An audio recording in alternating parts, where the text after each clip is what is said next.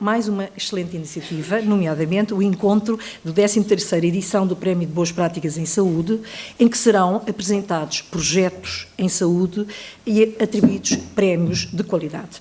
Esta iniciativa tem como objetivo distinguir, obviamente, e premiar o trabalho de profissionais ou equipas em serviço, unidades de saúde, que no seu cotidiano desenvolvem projetos com qualidade e inovação e que, respeitando as normas instituídas, representem um valor acrescentado para o cidadão, para a comunidade ou, inclusivamente, para as práticas da organização, com um reflexo direto na prestação de cuidados de saúde. O setor da saúde está em constante mudança, sobretudo fruto da inovação tecnológica. Os modelos de prestação de cuidados devem ajustar-se à nova realidade, com uma população mais envelhecida, mais doenças crónicas e de onde resultam importantes desafios para a sustentabilidade do sistema. Por essas razões, o Prémio de Boas Práticas em Saúde assume enorme relevância para a valorização de projetos inovadores que possam vir a ser replicados em outras entidades e regiões. Projetos geradores de mais conhecimento, inovação, eficiência e que se traduzem no médio prazo em mais e melhores resultados em saúde, mais qualidade e melhor experiência para os utentes. Estas iniciativas de divulgação e reconhecimento de boas práticas são importantíssimas, não só pela sua divulgação e pelo seu reconhecimento, mas também pelo potencial que têm da possibilidade de serem replicadas por outros e pelos princípios que lhes estão subjacentes de boa colaboração e boa cooperação. Estes princípios são hoje são exigidos pela sociedade atual, este estímulo à colaboração e à cooperação é uma exigência da sociedade atual e são princípios essenciais para conseguirmos superar o enorme desafio da sustentabilidade que a todos nos preocupa. Para nós, a Hospital-Dia de Lisboa, é um privilégio verdadeiro poder estar aqui a apresentar este nosso projeto. E o título é mesmo este: Equipa de Resposta Rápida e Implementação de um Sistema Digital de Apoio à Decisão. A primeira pergunta é porquê? Porque é que o nosso hospital e todos os hospitais precisam de uma equipa de resposta rápida ou uma equipa de emergência interna, consoante a dominação que possa ocorrer nos vários locais. Porque, de facto, a evidência científica é muita e sustenta as recomendações não só da nossa DGS, como também de recomendações internacionais, como é, por exemplo, a recomendação NICE do Reino Unido. E o fundamento é que a deterioração clínica, que quando não é detectada atempadamente, está associada à mortalidade e a pior outcome e a pior resultado naquilo que seja o internamento em ambiente hospitalar. Também aquilo que nós sabemos é que os doentes que evoluem para a situação crítica, nas horas antes a terem colapsado, têm sinais que podem ser identificados e que podem permitir evitar a evolução para essa situação. E também cada vez há mais evidência que os hospitais que estão organizados em sistemas de emergência intra-hospitalar têm menor mortalidade e os resultados dos doentes são, de facto, melhores. Onde é que esta equipa de resposta rápida está implementada? Obviamente que o foco disto é o internamento, os doentes agudos que estão em internamento hospitalar, mas entendemos que todos aqueles que são os utentes, no sentido alargado de uma unidade hospitalar, sejam as visitas, sejam as pessoas que vão ao serviço ambulatório, também têm direito, caso tenham uma intercorrência, possam ser adequadamente assistidos e, portanto, nós, basicamente, atuamos em todo o perímetro da área hospitalar. Como é que isto funciona? Não inventámos nada de novo, funciona como todas as outras equipas. Temos um número único de emergência interna, que neste momento ainda é o que está ali. Temos com alguma dificuldade técnica a implementar a recomendação atual do 22-22, mas estamos nesse caminho.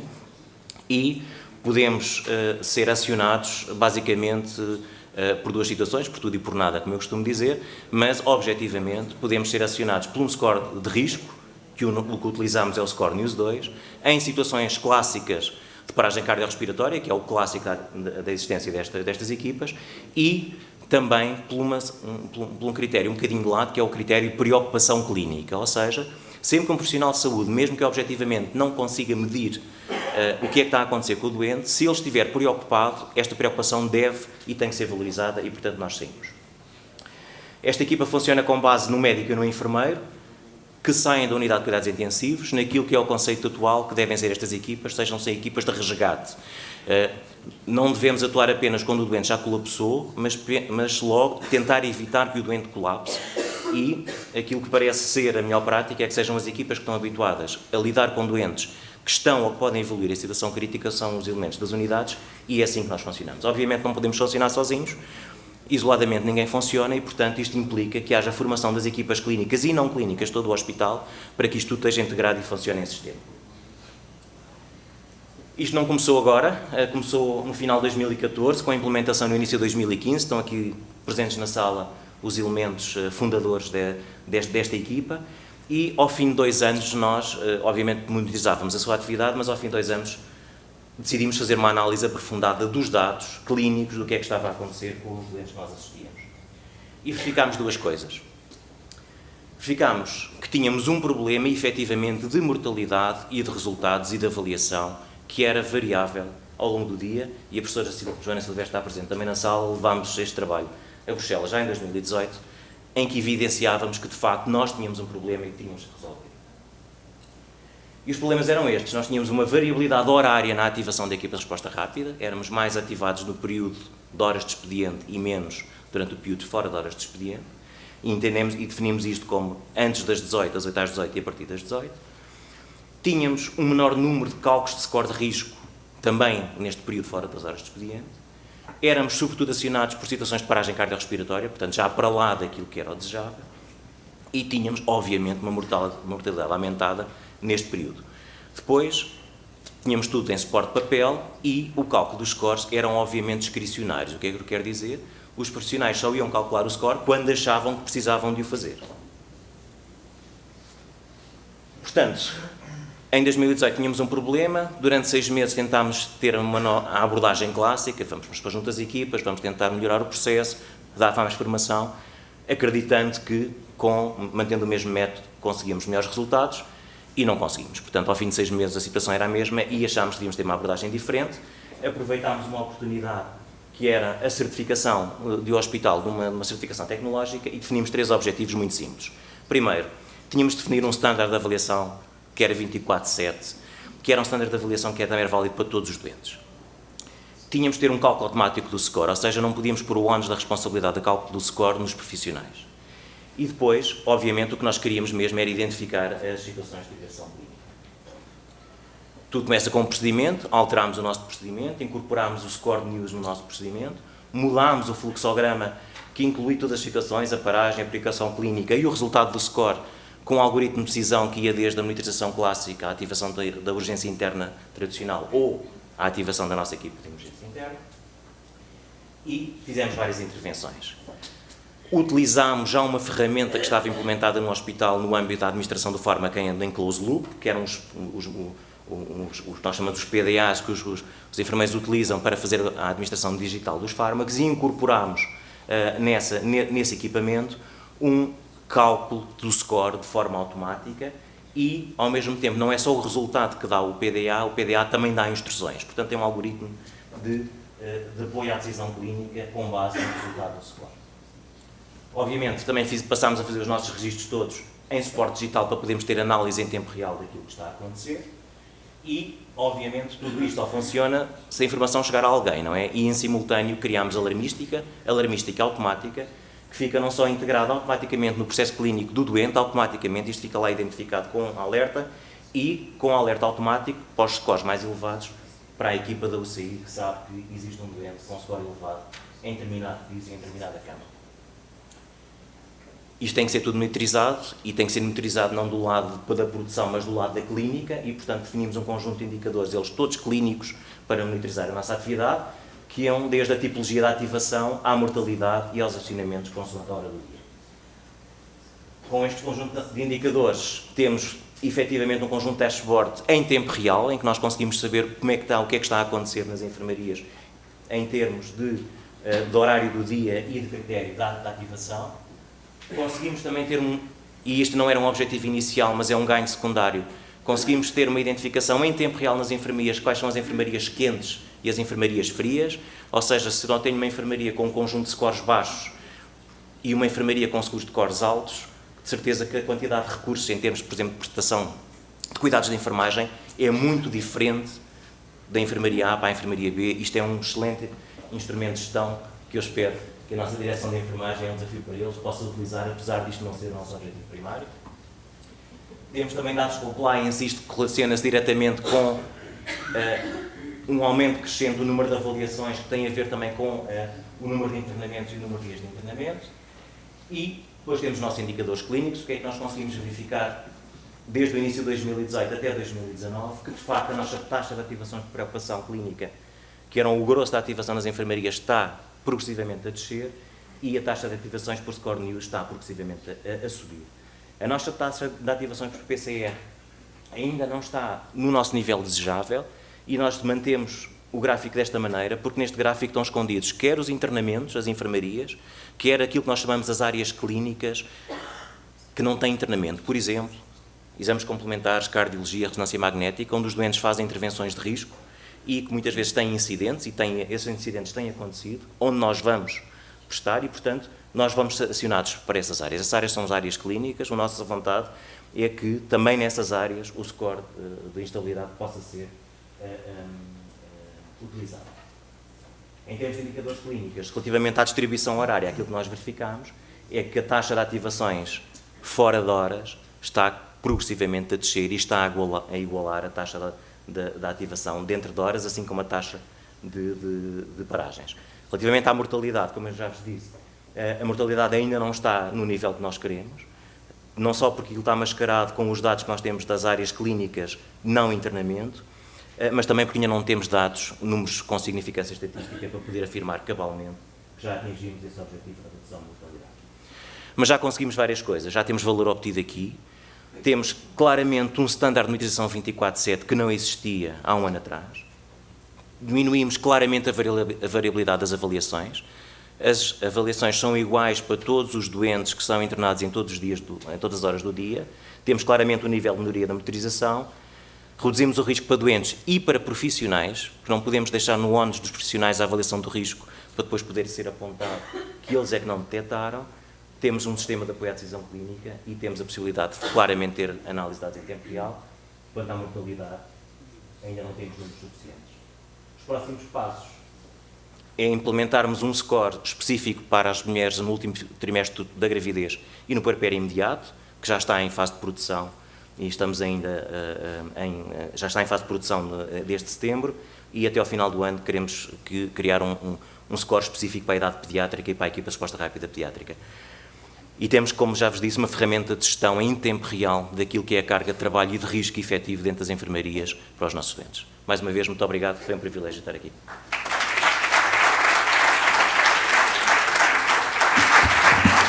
Muito obrigado, Dr. Vilestra, segundo candidato, que vai abordar o tema Plano de Emergência Externo numa Unidade de Cuidados de Saúde Primários, aplicação do modelo MRMI da Unidade de Saúde da Ilha de São Miguel. Vai ser apresentado pela doutora Ana Ventura. Um cumprimento e um agradecimento por tão ilustre evento à organização, cumprimentar todos os presentes. E venho, em nome de uma equipa da Unidade de Saúde da Ilha de São Miguel, apresentar-vos o nosso projeto Plano de Emergência Externo numa Unidade de Cuidados de Saúde Primários, com a aplicação do modelo MRMI. Desculpa. Vou-vos apresentar a caracterização do projeto, o plano de ação, os nossos resultados e conclusões.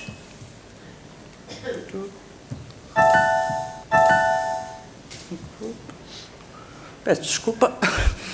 A nossa equipa é constituída por 2 médicas de Medicina Geral e Familiar, 2 internos de formação específica em Medicina Geral e Familiar, uma psicóloga, um farmacêutico e uma assistente social. Por que é que nasce esta necessidade?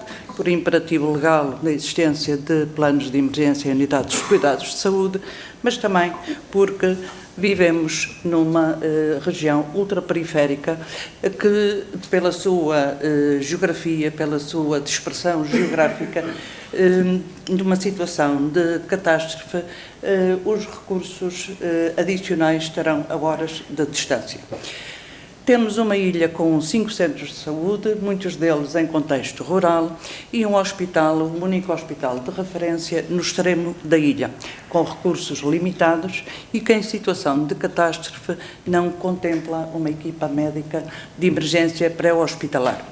Por outro lado, e ao contrário do território nacional e a região autónoma da Madeira, não temos um serviço de emergência pré-hospitalar medicalizado.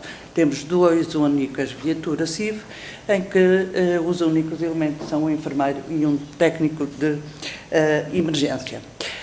Os nossos centros de saúde têm cerca de 888 colaboradores e desses são cerca de 400 distribuídos entre médicos e enfermeiros.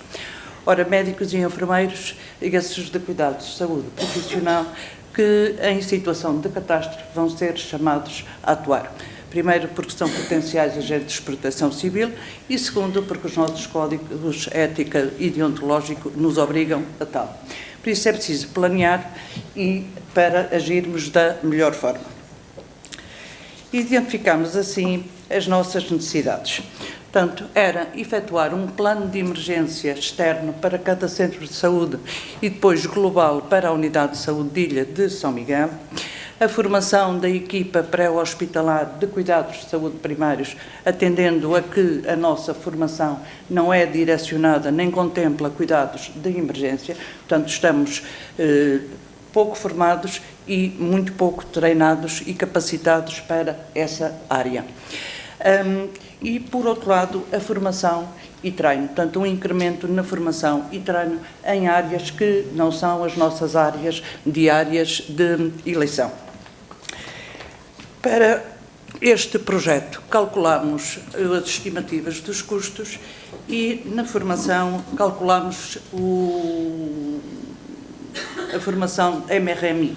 Formação MRMI, que vou falar mais à frente, para alguns elementos-chave da Unidade de Saúde de Ilha de São Miguel, que estão a proceder já à divulgação, disseminação e aplicação desta metodologia. No âmbito da formação, nós não contemplamos as formações específicas em emergência médica, uma vez que elas fazem parte dos planos de formação anuais, tanto da Direção Regional de Saúde, como da própria Unidade de Saúde.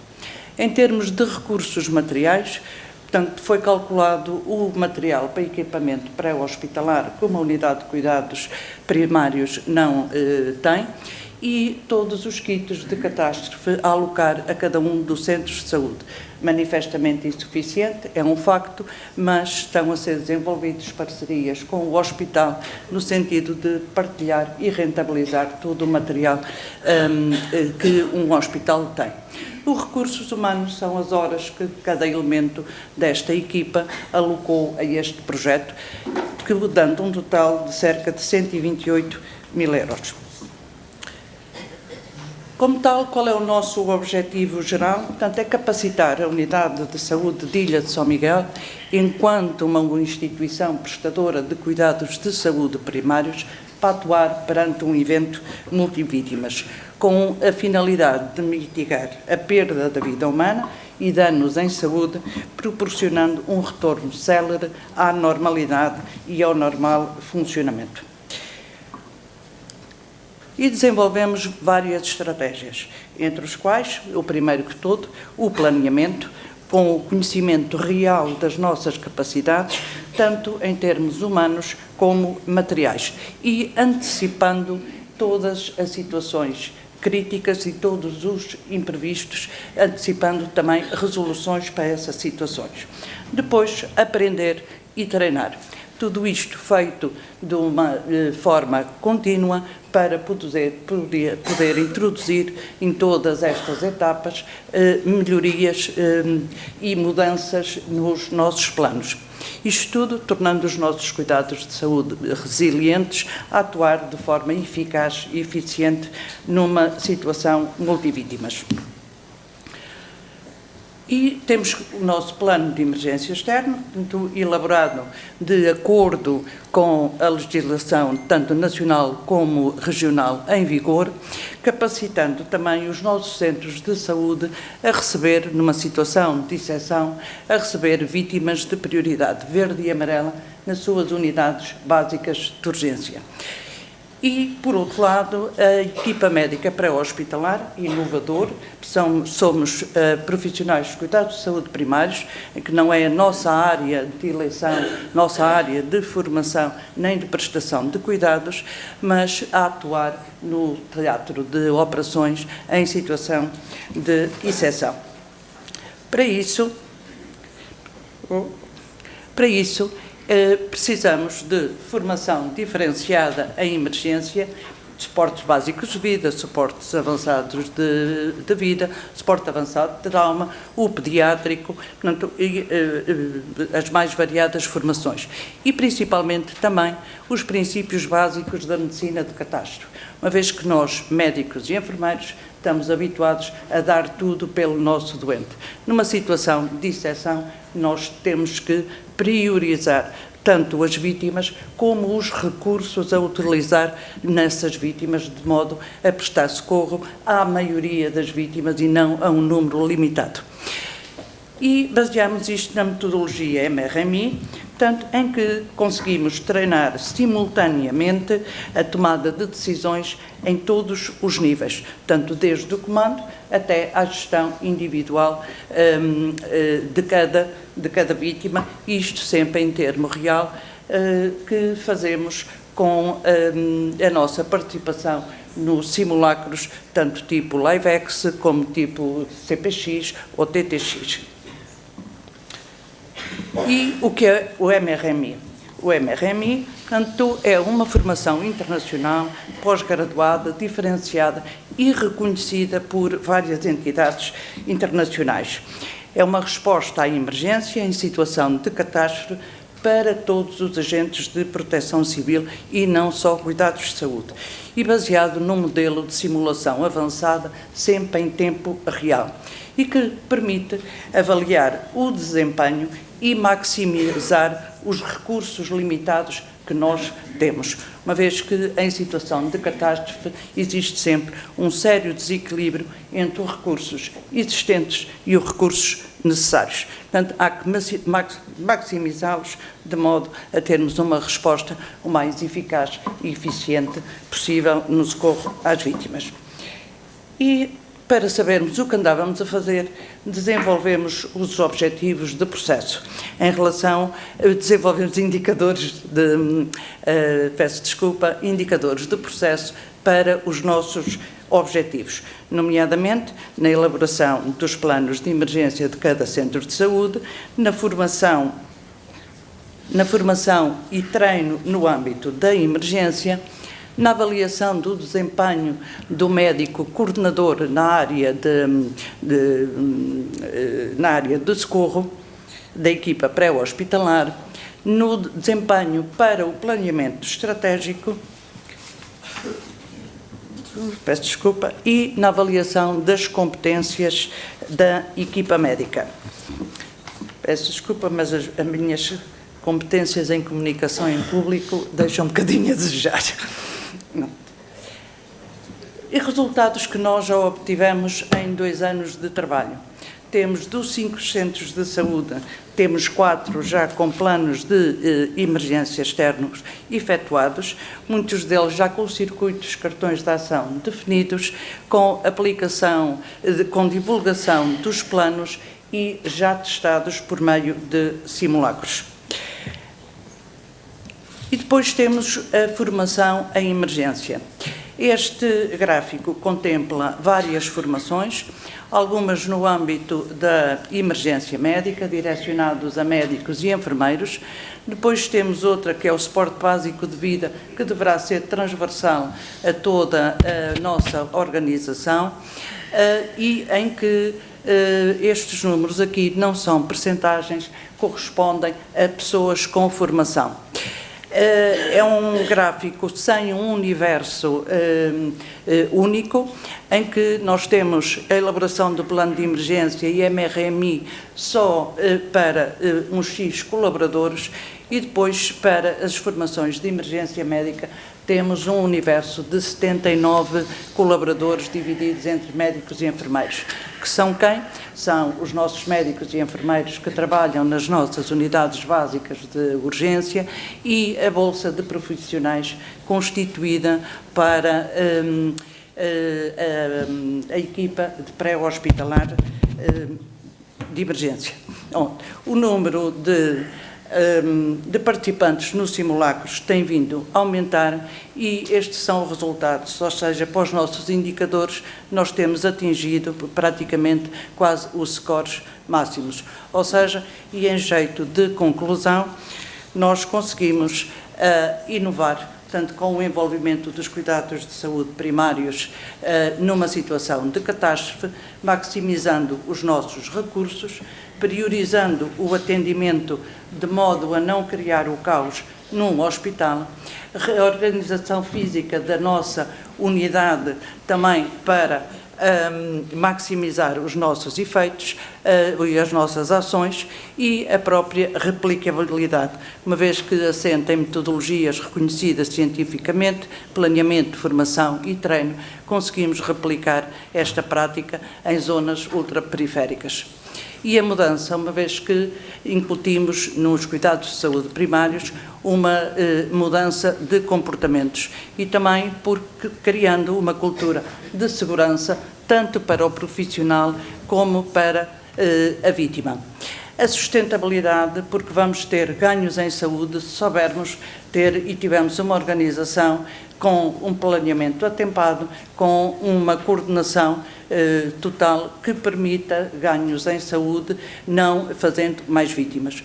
E o impacto na população alvo, porque é uma própria cultura de segurança, reduzindo o imprevisto em incontroláveis variáveis. Bom, e ia só passar um filme, se me dessem licença, 2 minutos. Não? Estamos um pouco atrasados. Se for só 2 minutos, pode avançar. E já desliguei.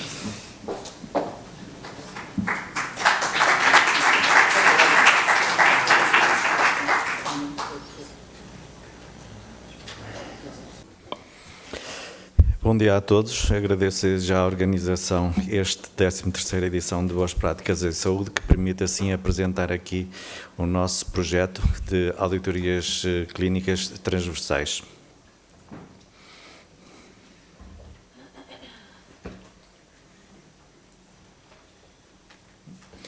E então, isto é o nosso índice e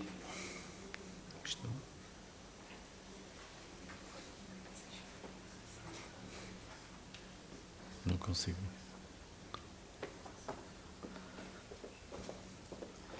É este.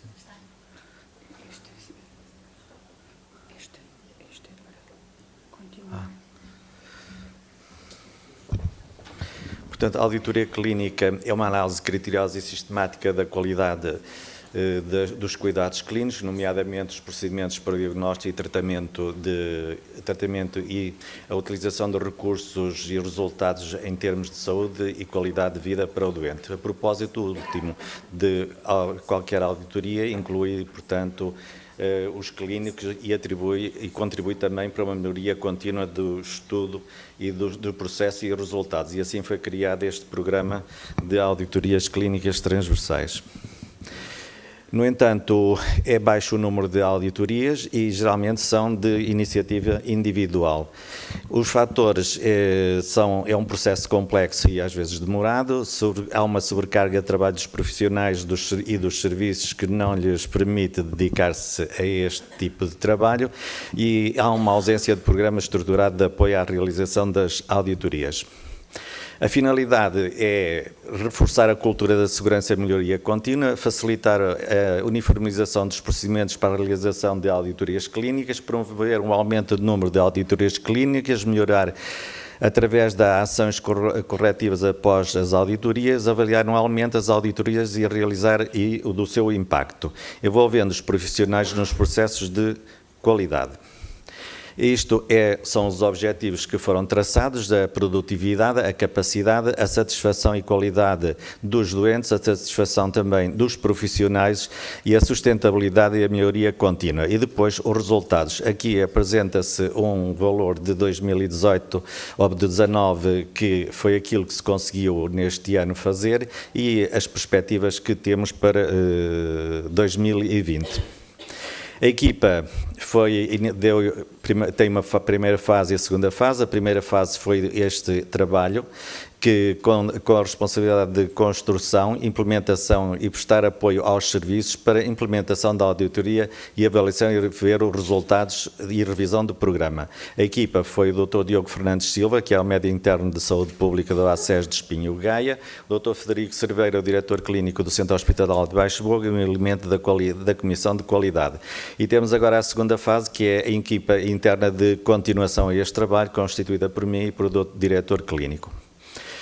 Soluções para pôr em prática. Uma apresentação coletiva que está ali passado a negro, porque é muito difícil ter todos os serviços presentes e que eles entendam efetivamente a necessidade desta prática. E então passou-se a fazer uma reunião individualizada com cada serviço, assim as pessoas estarem mais disponíveis para tirar algumas dúvidas por causa da falta de informação que existe em auditorias, e de imediato envolvê-los no programa e identificarem uma pessoa responsável pela implementação da auditoria no serviço.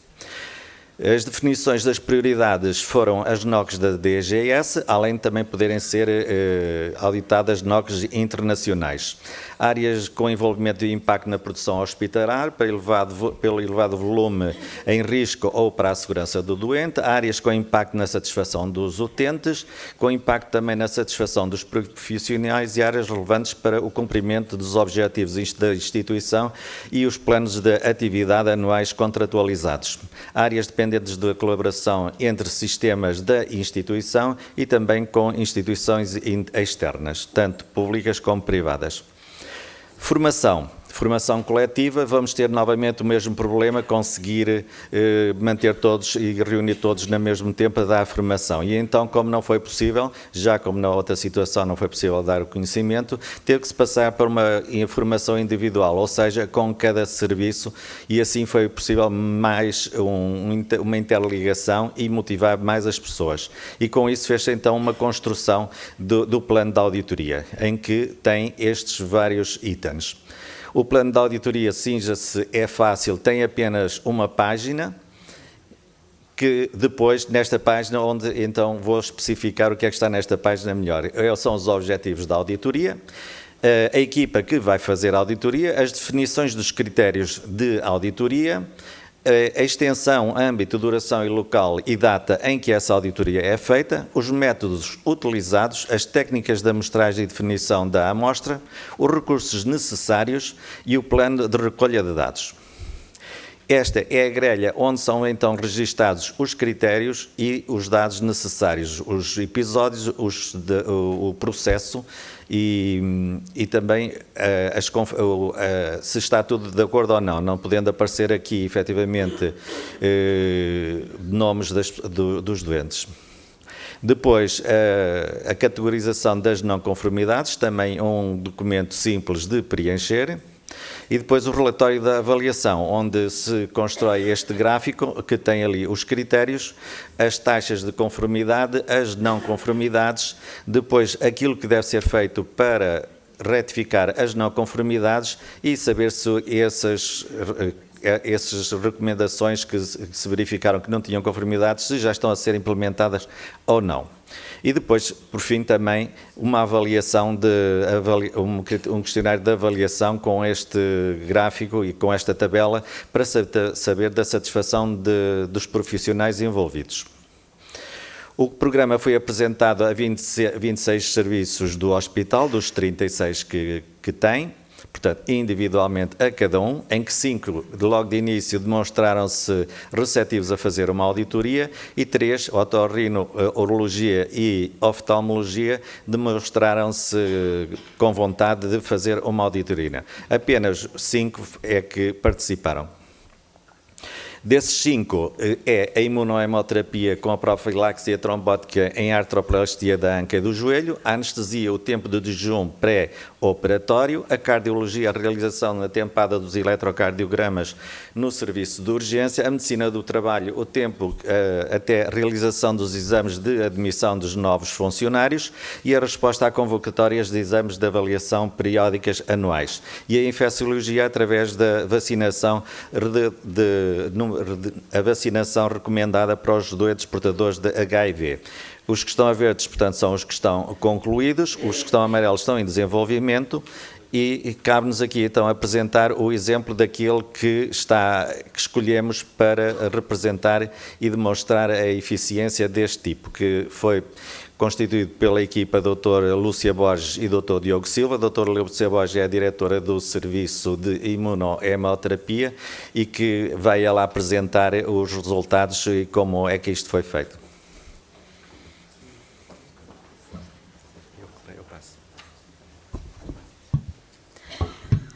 O objetivo desta auditoria era melhorar a profilaxia na artroplastia da anca e do joelho.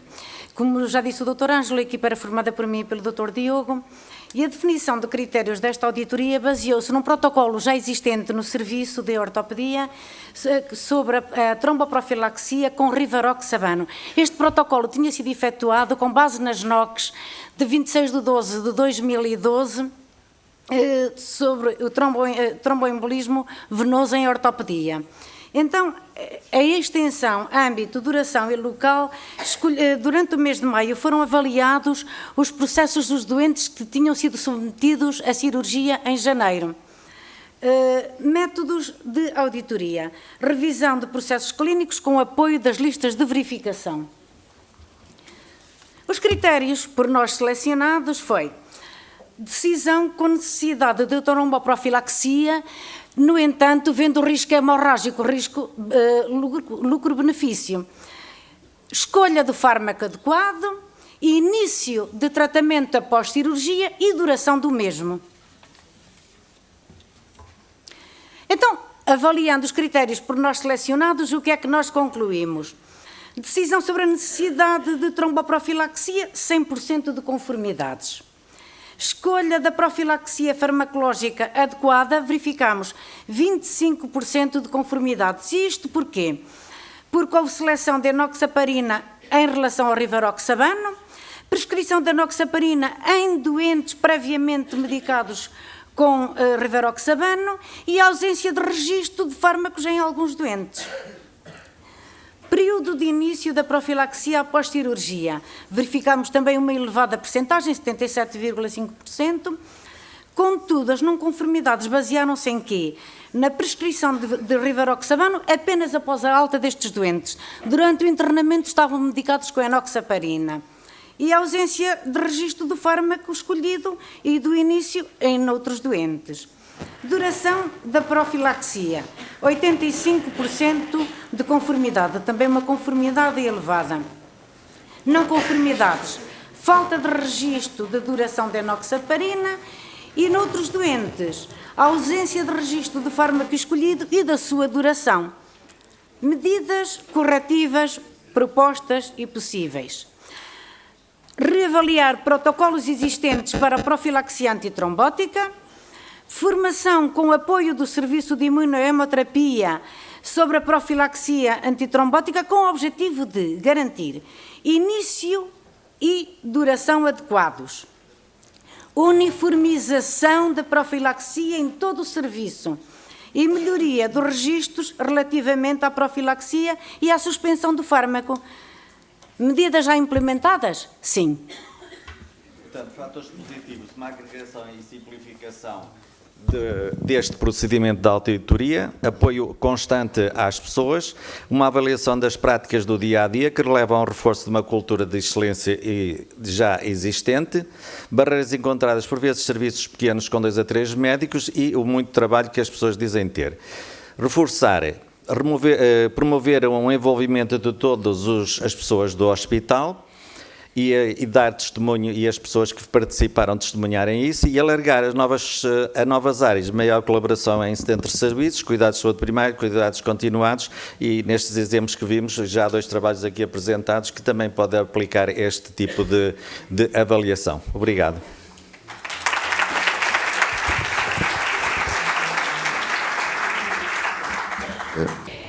Em nosso nome, queríamos agradecer à organização desta 13ª edição do Prémio de Boas Práticas e estamos aqui para, durante estes 10 minutos, partilharmos convosco o nosso programa de gestão de sangue em cirurgia cardíaca que está implementado na nossa instituição. O termo PBM aparece em 2015 e em 2005 e com o intuito de mudar a tónica transfusional. Passarmos a investir mais na transfusão do sangue do próprio doente e não no sangue do dador. Este projeto tem um objetivo major, que é melhorar o outcome dos nossos doentes.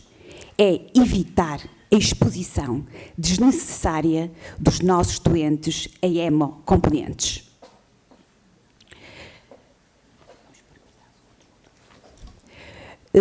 Isto faz muito sentido e, sobretudo, mais sentido faz se pensarmos no âmbito da cirurgia cardíaca. Porque a cirurgia cardíaca caminha de braço dado com grandes perdas hemorrágicas, com uma grande taxa transfusional, com procedimentos muito diferenciados. Estamos a trabalhar com doentes hipocoagulados e com tempos de circulação extracorporal, por vezes muito demorados. Criamos também, como vem aqui no primeiro slide, um dossiê, o dossiê para a cirurgia cardíaca. Obrigada. O dossiê é um dossiê acessível, é um dossiê bastante abrangente e que envolve os 3 pilares do PBM: o pré-operatório, o intraoperatório e o pós-operatório.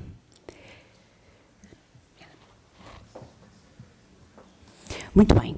Começamos então a construção do nosso projeto. O nosso projeto começou a ser construído, a primeira pedra foi lançada em fevereiro de 2018. Reparem que a implementação só acontece quase um ano depois, janeiro de 2019. Durante este período de tempo em que nós construímos o nosso projeto, nós envolvemos toda uma equipa multidisciplinar. Tivemos, como podem ver, uma panóplia de reuniões. Envolvemos muitos serviços. O Serviço de Cirurgia Cardiotorácica de Vila Nova de Gaia, o Serviço de Cardiologia, o staff da enfermagem do Serviço de Cardiotorácica de Vila Nova de Gaia, mais o Serviço de Imunohematologia, o Serviço de Hematologia Clínica. Saímos fora de portas e envolvemos serviços, nomeadamente os serviços de cardiologia e de medicina interna dos hospitais que referenciam os doentes com patologia cardiovascular e com indicação para cirurgia cardíaca no nosso hospital. Envolvemos também os cuidados de saúde primários. Durante este tempo, tivemos o privilégio de contactar com grandes peritos, quer a nível nacional, quer a nível internacional. Chamo a vossa atenção e os nossos agradecimentos à doutora Susana Fevereiro e ao doutor Rubal Nunes e, a nível internacional, um dos grandes pilares do PBM a nível mundial, que é o professor Gombons. Tudo isso foi muito importante para a construção deste projeto que foi implementado em janeiro de 2019. Criamos o processo assistencial integrado do nosso doente, como podem ver ali. Este processo é um processo que tem 2 objetivos. Por um lado, define a otimização dos nossos doentes a estratégia de otimização. Nós conseguimos saber quais doentes vão ser otimizados, quem os vai otimizar, como vão ser otimizados e quando vão ser otimizados. E, além disso, permite determinar também o algoritmo de investigação etiológica. Acessibilidade do nosso programa. Quanto à acessibilidade, nós queremos dar aos nossos doentes, a todos eles, os mesmos cuidados de saúde, quer eles vivam em Vila Nova de Gaia ou em Trás-os-Montes, por exemplo. Portanto, por isso, envolvemos neste projeto todos os hospitais de referenciação para o nosso hospital no que diz respeito à cirurgia cardíaca. E eles estão ali mencionados, desde a ULS do Nordeste, no Hospital de Bragança, o Centro Hospitalar Trás-os-Montes e Alto Douro, que eu passo a citar Vila Real. Depois temos entre Douro e Voga, Santa Maria da Feira. Também tivemos contactos muito apertados com Tâmega e Sousa, se bem que o principal hospital de referência para a cirurgia cardíaca deste hospital é o Centro Hospitalar do São João do Porto, e também já iniciamos também diálogo e reuniões apertadas com o Centro Hospitalar da Universidade do Porto. Passo a citar um exemplo. Tivemos um doente que fez a sua otimização pré-operatória numa clínica de hemodiálise. Ele era um doente insuficiente renal crónico, vivia em Monção. Entramos em contacto com o médico dele e tivemos ocasião de o otimizar no que respeita à anemia pré-operatória na clínica de hemodiálise, e este doente não precisou de se deslocar nem a Vila Nova de Gaia, nem qualquer outro hospital. Envolvemos sempre também os cuidados de saúde primário, nomeadamente na otimização dos nossos doentes no que concerne ao pré-operatório e, mais precisamente, à anemia pré-operatória. Benefícios do nosso programa. Entraram desde, como eu disse, janeiro de 2019 até à presente data, 125 doentes neste projeto. Desses 125, 88 foram operados, portanto, passaram por todas as fases do PBE. O pré, o intra e o pós. A taxa de referenciação à nossa consulta, portanto, desde o momento em que o cirurgião coloca a indicação cirúrgica até que chega à nossa consulta de anestesiologia, a taxa é de 29,4% dos doentes. Ou seja, se fizerem as contas, dos 88 doentes, à volta de 31,6 doentes foram referenciados à nossa consulta. E destes, 5% fizeram a sua otimização nos hospitais da sua área de residência. Aqui está a acessibilidade dos cuidados muito próxima do doente. Isto é exatamente quanto aos resultados. Vamos falar de resultados, benefícios para o doente, benefícios para os profissionais, e vamos encarar isto como um problema de saúde pública. Este é um projeto centrado no doente e visando sempre a segurança do nosso doente. Portanto, evitando a exposição desnecessária do doente a hemoderivados. Quanto ao benefício e aos resultados para o doente, estudamos alguns indicadores, e o que nós estudamos no que diz respeito à anemia pré-operatória, estudamos a taxa de anemia pré-operatória antes do programa ser implementado e depois do programa ser implementado. Reparem na redução de 35% para 25% relativamente à taxa de anemia. Também ali fazemos referência, portanto, a taxa, já vimos que doentes otimizados dos 88, portanto, temos ali uma percentagem de 36% já mencionada por mim, e também quanto à taxa de anemia, à data de alta também há valores diferentes. Portanto, passamos de 93 precisamente para 90. Se avaliarem aquela curva, verificam, aquele gráfico, verificam duas curvas. Tem a curva do valor da hemoglobina no momento em que o doente vai à consulta de anestesiologia, e se verificarem, vem depois a outra curva, que é o momento em que este doente entra no bloco operatório. Portanto, isto teve um tratamento estatístico, e estas duas curvas têm significado estatístico. Quanto à transfusão, com o início do nosso programa, nós conseguimos os seguintes resultados.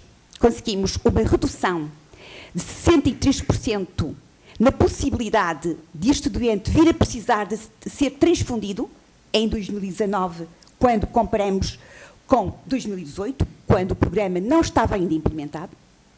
Mais ainda, a proporção de doentes transfundidos com uma única unidade de concentrado de eritrócitos aumentou. Reparem, em 2018 tínhamos uma percentagem de 42,4% e agora, depois do programa implementado, passamos a ter uma percentagem de 45%.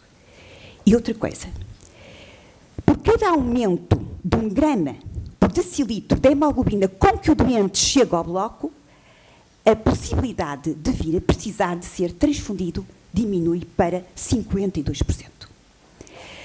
Se vocês virem este quadro aqui mais próximo, porque nós fazemos auditorias, ao que fazemos, dos 88 doentes que entraram no projeto, nós verificamos que 20 foram transfundidos. E fomos ver porque é que estes 20 tinham sido transfundidos.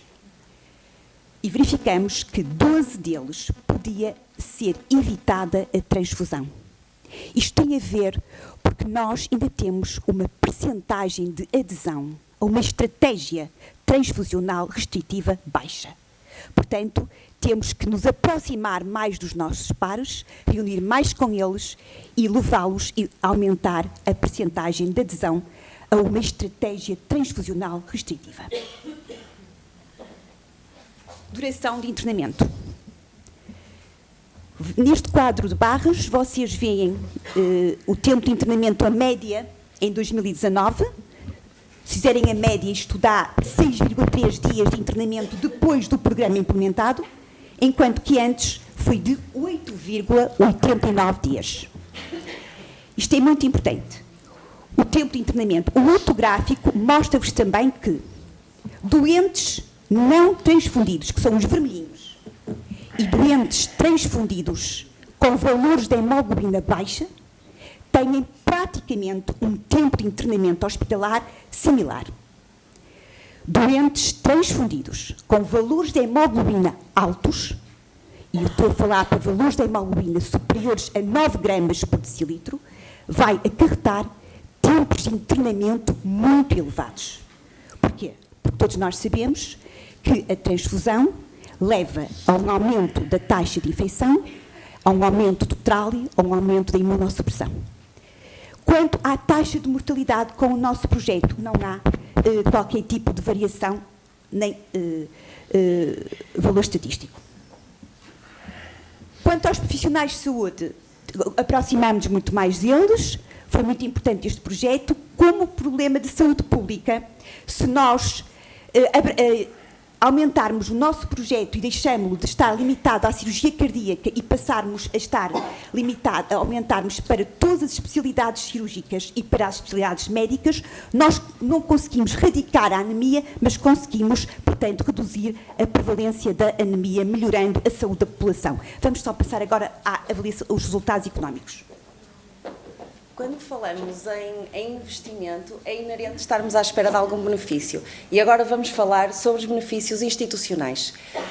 Nós sabíamos que em 2018, um doente internado na cirurgia cardíaca, submetido à cirurgia cardíaca eletiva, custava-nos em média 16.477 euros.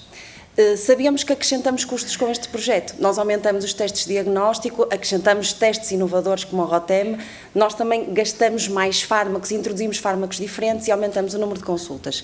Mas verificamos também que todas estas estratégias diminuíam o número de transfusões, com a consequência de diminuição do tempo de internamento. E isto veio-se a verificar numa enorme poupança. Houve uma redução de custo, o doente agora em média custa-nos 13.000 euros e quando fazemos o balanço destes 88 doentes admitidos neste processo e que o cumpriram de forma global, temos neste momento uma poupança para a nossa instituição de 280.000 euros aproximadamente. que é compatível com o que está descrito na literatura quando se implementam projetos de Patient Blood Management. O ganho nunca foi o motor nem o nosso objetivo principal, mas é exatamente o reflexo de um projeto que foi arquitetado com práticas sustentáveis. Ele apresenta um equilíbrio perfeito entre o que de melhor se pode e deve oferecer a um doente e a sustentabilidade financeira para que isto se possa manter, para que possa ser replicado, para que possamos ganhar em autossuficiência nos nossos bancos de sangue e também para que se melhore o estado global de saúde da população. Para a nossa instituição, nós já poupamos 280 mil euros. Quando os nossos 700 doentes cardíacos eletivos cumprirem todos este projeto, vamos poupar 2 milhões e 900 mil euros. Quando isto for extrapolado para todo o nosso hospital, já ajustando que as outras especialidades não gastam tanto sangue como nós e a prevalência da anemia será diferente, tirando a prevalência dos doentes cardiovasculares, nós estimamos poupar 4,9 milhões de euros ano e vamos contribuir para a autossuficiência dos nossos bancos de sangue. Podemos extrapolar isto para toda a cirurgia cardíaca nacional. São 6.500 doentes por ano. Façam a conta. 35% de percentagem de anemia, mais a ferropenia sem anemia, que deve ser também otimizada no pré-operatório. Esta poupança andará entre os 16 milhões ano e os 20 milhões. Quando isto terá que ser possível, expandirmos a todo o nosso país, às especialidades médicas e às cirúrgicas, porque neste momento o Patient Blood Management é um standard of care, nós vamos diminuir taxa de mortalidade, infartos, AVCs, tempos de internamento, vamos melhorar o estado global de saúde da nossa população, medido através dos Disability Adjusted Life Years, e fundamentalmente é um Patient Better Management com uma poupança anual estimada de 60 milhões. Porque este projeto é feito de rostos e são pessoas que todos os dias contribuem na nossa instituição para que isto seja possível. Terminamos a apresentação com as pessoas que dão a cara na nossa instituição pelo Patient Blood Management. Aquilo que vos podemos dizer é que, acima de tudo, este projeto trouxe de volta à medicina a dimensão humana de um cuidado que é centrado no doente. E neste momento, à luz do Primo Non Nocere, é obrigatório redefinirmos a estratégia transfusional em Portugal. Vamos a isto? Winning lives, changing minds. Obrigada.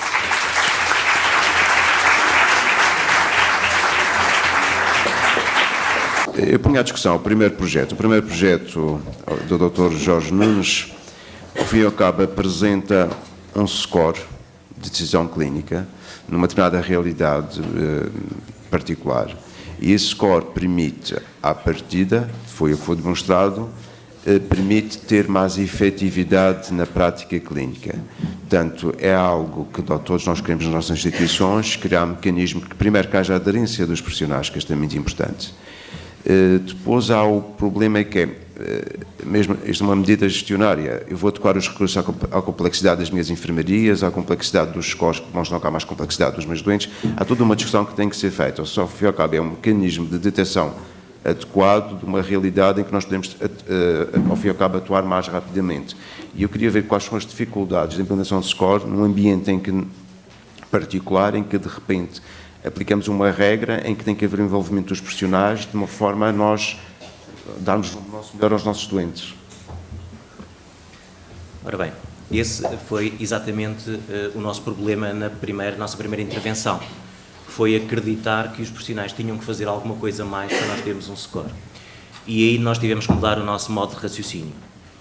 E nós não podemos pôr no ónus, no profissional, dele ter que fazer mais alguma coisa para avaliar o doente.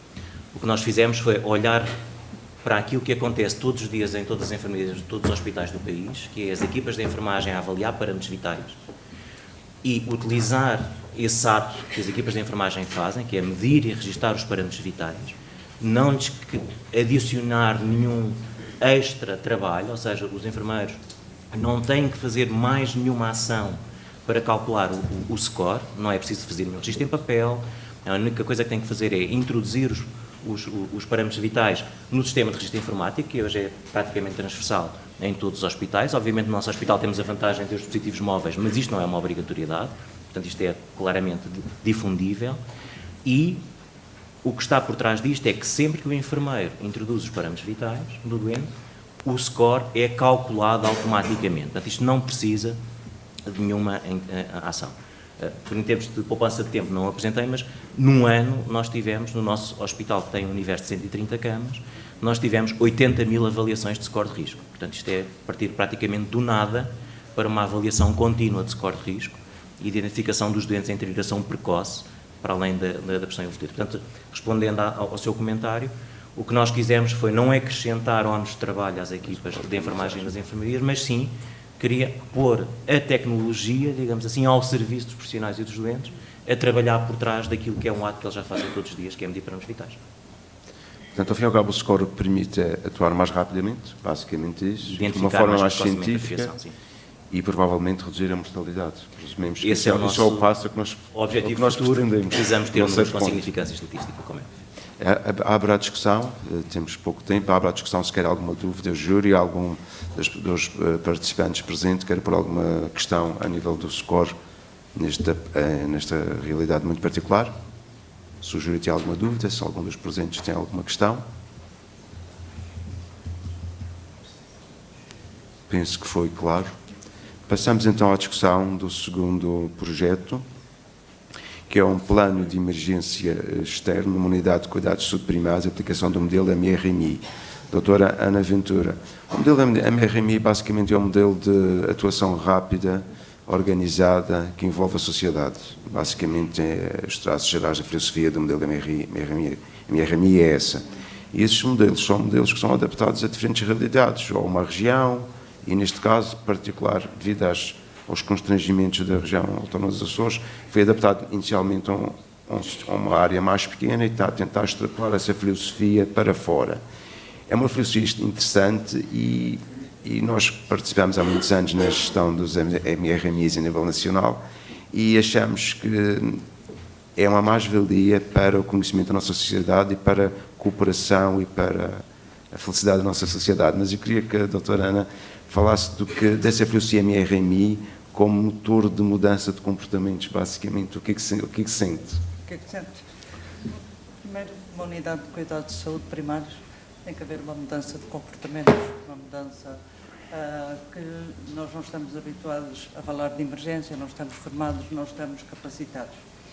Depois é a necessidade de que sentimos estar preparados para uma catástrofe. Todos achamos que a catástrofe acontece na casa do vizinho, na nossa nunca acontece. E ela vai acontecer, só não sabemos quando. Pode ser amanhã, pode ser no mês seguinte. Portanto, estamos preparados. E a outra situação é que todas as entidades tenham uma atuação entrosada.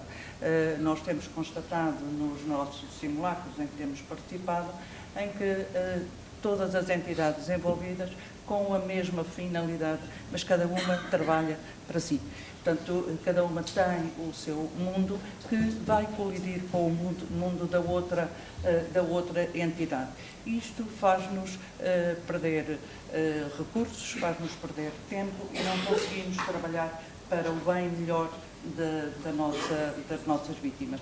E, portanto, com esta metodologia MRMI, é ir ao encontro de todos a trabalharem com o mesmo objetivo, mas todos também no mesmo tempo, na mesma maneira de estar, maximizando os nossos ganhos, maximizando os nossos recursos, de maneira a conseguirmos maior eficiência e sermos mais eficazes.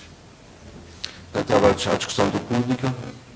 Alguém sabe que o MRMI, Medical Response to Major Incidents, é uma filosofia em que há envolvimento de todos os profissionais de saúde, há envolvimento da sociedade civil, da proteção civil, dos bombeiros, das autarquias, em que perante uma catástrofe tem que atuar numa perspectiva de comando e controle. Se têm alguma dúvida, se querem alguma questão que querem colocar ao segundo projeto.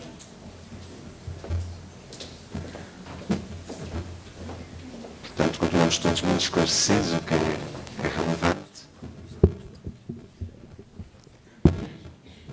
Então, passamos ao terceiro projeto, que é o velho dilema das auditorias clínicas, que todos nós já vivemos isso.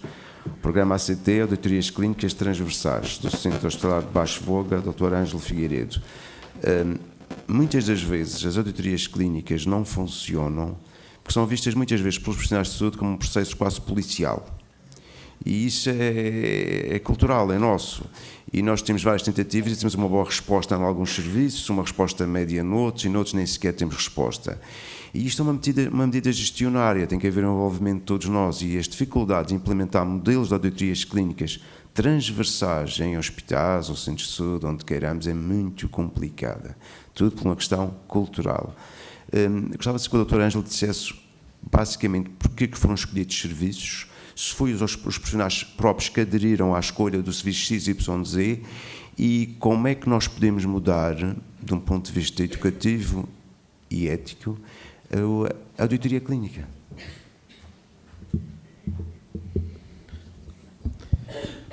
Portanto, aqui foram apresentados pontualmente, como disse, aos serviços a auditoria. E a auditoria é uma cultura que as pessoas não estão muito habituadas, porque efetivamente julgam que estamos a policiar, e muitas vezes chega-se a ouvir dizer é uma pouca vergonha fazer-se tabelas de produtividade. Mas nós temos que saber que temos que produzir para termos dinheiro, temos que fazer bem para que os utentes fiquem agradecidos daquilo que fazemos, e os profissionais também. E penso que é uma falta, talvez, de mais conhecimento, porque todos estão habituados, são médicos, eu sou cirurgião, e não posso ter a minha cabeça só formatada para a cirurgia. Eu tenho que saber que aquilo que eu faço está de acordo com as normas, que não vou correr riscos e que os doentes vão ficar satisfeitos com essa atitude. Se eu fizer aquilo como está, é uma mais-valia para todos. E isso será uma cultura que tem que ser dada, tem que se dar conhecimento às pessoas, portanto, estar mais perto delas, mudar-lhe essa mentalidade, para que tenhamos uma melhor saúde e as pessoas sejam mais satisfeitas.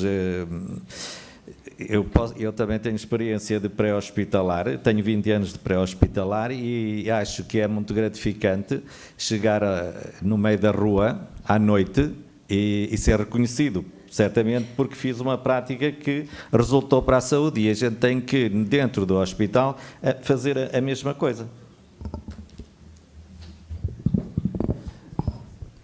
A nível dos serviços, nós temos serviços que são extremamente complexos, todos nós lidamos com isso, há serviços que colaboram, outros não colaboram, e até acho interessante se um cirurgião estar à frente da auditoria clínica, é ótimo. Abre a discussão ao público, aos participantes, aos júris, se tem alguma dúvida em relação ao processo de auditoria, como é que foi feito, qual era o framework, qual era, ou seja, a carta.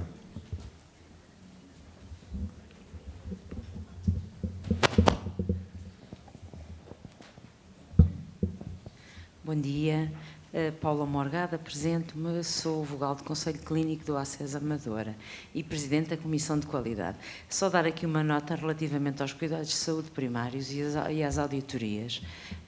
Não é só a nível hospitalar que se fazem auditorias, nos cuidados de saúde primários fazem-se muitas auditorias, ao contrário, se calhar, daquilo que se possa pensar.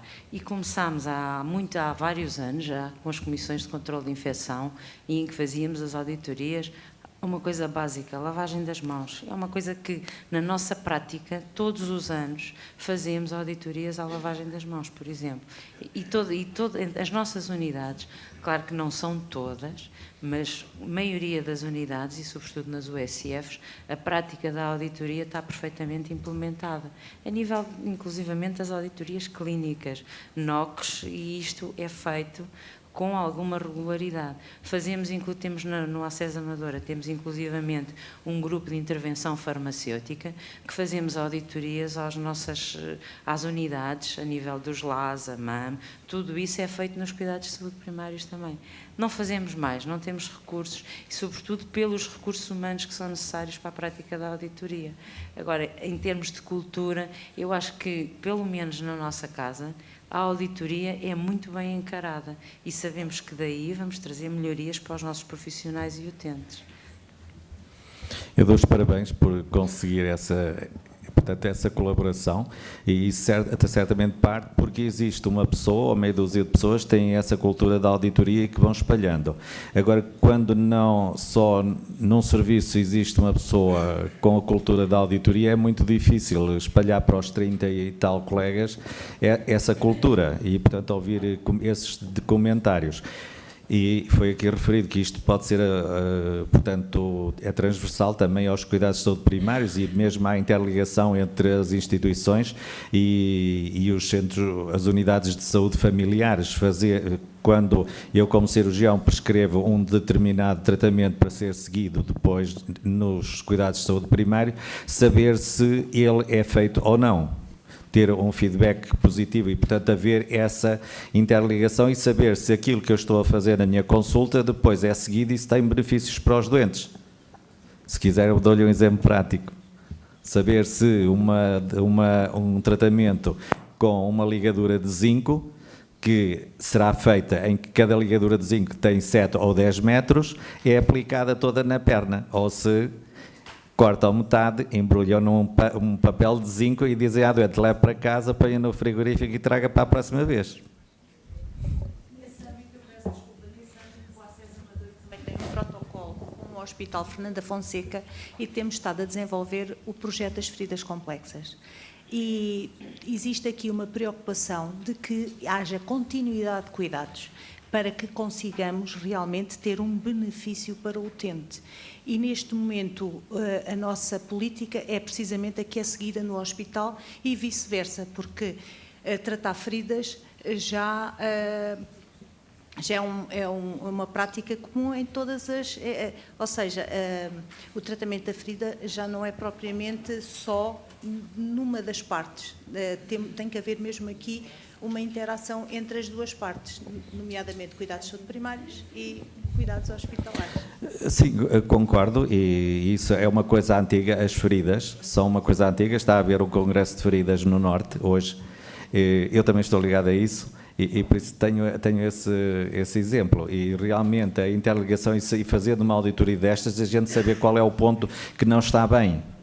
E então fazer melhor, assim como em todas as outras áreas que se tenta fazer, o saber fazer uma auditoria sobre a entrada de um doente na emergência até que sai, os tempos, tudo isso, a satisfação das pessoas, tudo isso é suscetível de auditorias, mas temos nós de disseminar a cultura da auditoria, gastar tempo, porque ser médico não é só, ou ser cirurgião não é só estar com o bisturi na mão, também tem que ter essa componente humana e de divulgação dos conhecimentos para melhorias do futuro. Devido ao adiantado da hora, peço imensa desculpa, deve haver um intervalo alguns e poderão falar.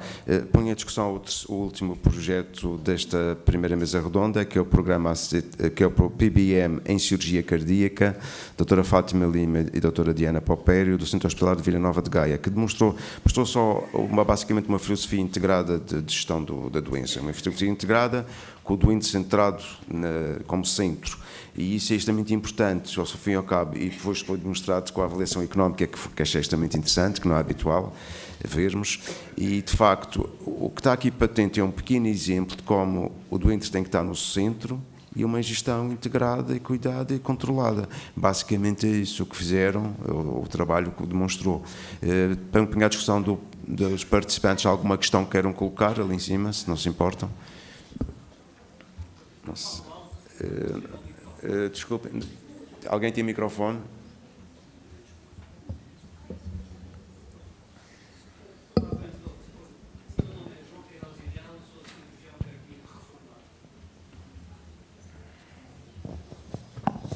O meu nome é João Queiroz e Melo, sou cirurgião cardíaco reformado e acho que era importante realçar a importância deste programa.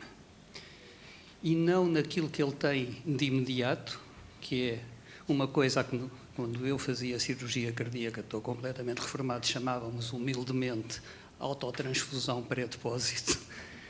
Não tínhamos a designação anglo-saxónica agora tão elegante, mas era uma atividade que desenvolvemos cujas vantagens clínicas estão amplamente demonstradas há muito tempo.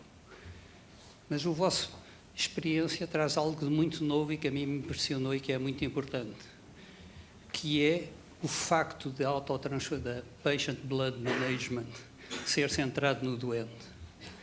Nessa altura tínhamos programas que eram dinamizados pelos cirurgiões, não pelos anestesistas, como eu posso perceber pela apresentação, e isso é uma primeira mais-valia, porque eram nós cirurgiões que acreditávamos nisto e tínhamos que dinamizar este programa, mas a maior dificuldade era que isto pudesse ser feito no local onde o doente está. E essa é a grande novidade da vossa experiência. Isso era o maior fator limitativo, não só pelas dificuldades das instituições periféricas, mas pela relutância dos profissionais nesses sítios para tocarem no cardíaco. Portanto, a minha primeira pergunta é: que dificuldades é que viveram nas periferias para os profissionais que lá estão tocarem no doente cardíaco? A segunda não é uma pergunta, é uma sugestão. Eu julgo que a esmagadora maioria dos profissionais de saúde, eu agora olho para a saúde de fora, não tem a percepção de que a prestação de cuidados de saúde é um perigoso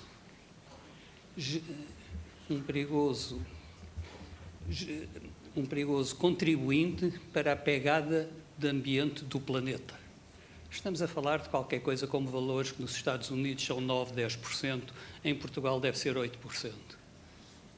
E o vosso programa, sendo um programa muito bem delimitado, era extremamente importante e fácil de realizar que analisassem também a redução da pegada ambiental por um programa desse tipo. Era só isto que eu queria dizer. Muito obrigado.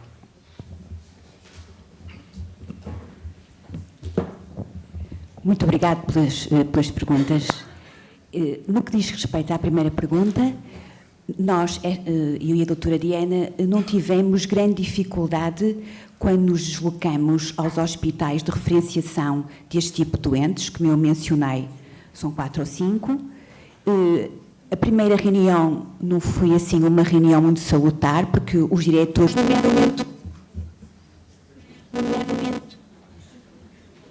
serviços de cardiologia e medicina interna, não sabiam muito bem o que é que nós tínhamos para nos apresentar, mas no momento que nós nos sentamos todos juntos e apresentamos o nosso programa, a mais do dia, eles disseram muito bem. E este programa é centrado no doente, depois de nos ouvirem, de perceberem aquilo que nós estávamos ali a fazer, o que é que nós precisávamos. Precisamos, sobretudo, que estes hospitais, quando têm um doente com indicação para cirurgia cardíaca, e há timing, porque temos aqui um problema acrescido, é que o doente que vai ser operado ao coração, eletivamente, a qualquer momento, pode converter-se numa cirurgia de urgência.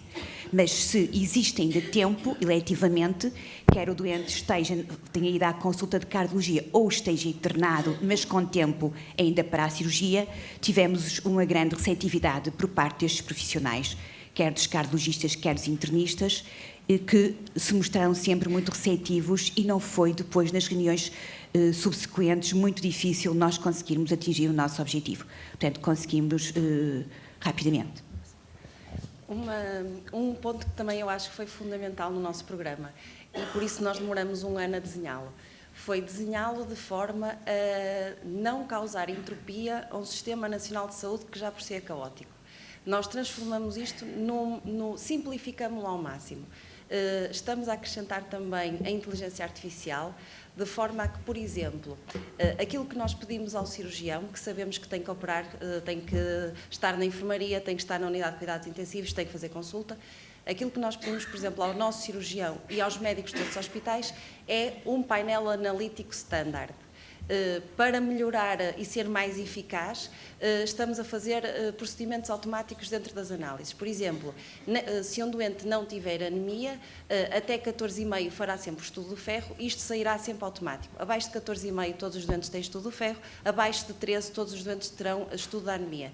Se sair fora destes parâmetros, automaticamente não será feito o estudo da anemia. E esta simplificação de não implicar que o doente vá a segunda vez para colher novo painel analítico, que não implique que o profissional de saúde tenha que outra vez ver o doente, pedir outra vez análises, esta simplificação é uma mais-valia do projeto e, efetivamente, tem outro ponto positivo, que é, a curto prazo, nós conseguimos mostrar resultados. Nós conseguimos uma adesão muito grande dos nossos cirurgiões cardiotorácicos. A nível internacional, esta consulta funciona com uma referenciação de 12% dos doentes em centros que já têm isto a funcionar há anos. Nós, nos primeiros 9 meses, pode-vos parecer uma taxa baixa de 29,4% dos doentes eletivos que foram à consulta. Mas para início, para a parte internacional, em comparação, é muito importante. Eu peço imensa desculpa, mas devido ao adiantado da hora, isto foi tudo atrasando, como tudo na vida, não é? Agradeço muito esta mesa que mostrou, ao fim e ao cabo, o que estes 4 projetos mostraram. Qualidade e segurança, que é o que nós pretendemos já na prestação de cuidados de saúde. E também mostrou uma coisa muito interessante, é que nós estamos a criar valor para o sistema de saúde. Isto é o mais importante. Cada pequeno passo que nós damos aqui, cada projeto que foi apresentado, é a criação de valor para o sistema de saúde. Agradeço muito a todos os palestrantes. Julgo que o júri quer dizer alguma coisa e estejam à vontade. Podem falar.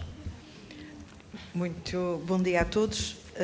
Eu estou a representar o júri por uma questão de quota, porque os meus colegas do género masculino assim o determinaram e, portanto, vou muito rapidamente fazer uma apreciação em modo geral a todos os projetos. Agradecer, em primeiro lugar, o contributo de excelência que foi colocado hoje aqui nesta mesa, digamos, a percorrer, tal como o Sr. Moderador também já disse, a percorrer todas as dimensões do próprio Sistema Nacional de Saúde. Em termos de comentário geral, também já aqui colocamos aquilo que ressalta é que todos os projetos têm uma tónica de centralidade do utente.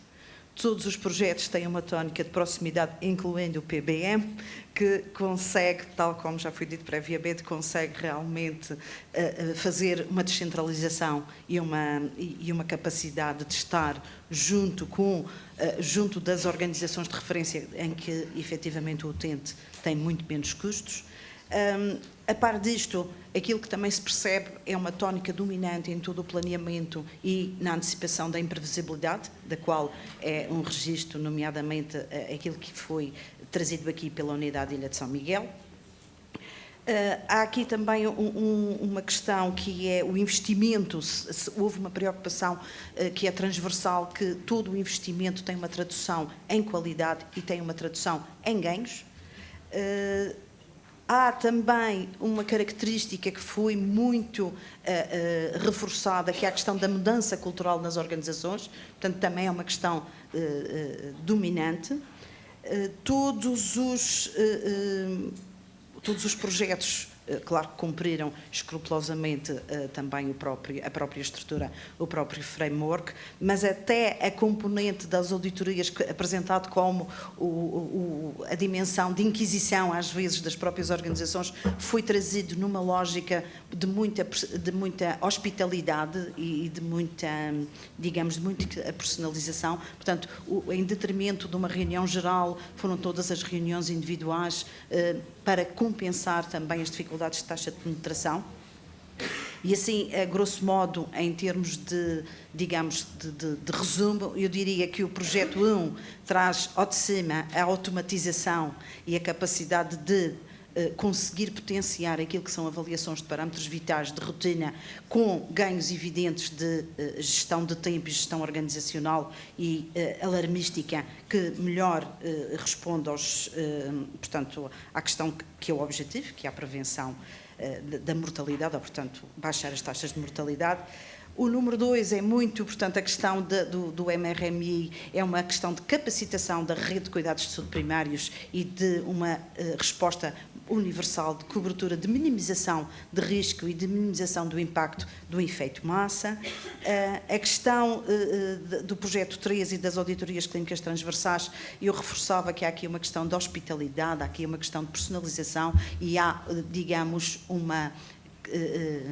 tornar um instrumento, que é um instrumento vital para o crescimento e para o desenvolvimento dos próprios serviços. Relativamente ao projeto, ao último projeto e, portanto, ao programa em si, PBM, eu diria que é um programa que a chancela será ambição, isto em termos financeiros, com mudança de estratégia transfusional, com uma lógica de há logo 60 milhões de ganhos. portanto, é facilmente, digamos, vendável para o lado de quem financia. Portanto, em termos de resumo, muito obrigada a todos os participantes. O júri se pronunciará a seu tempo, de forma justa, no tempo e na lógica que se deve pronunciar. Muito obrigada.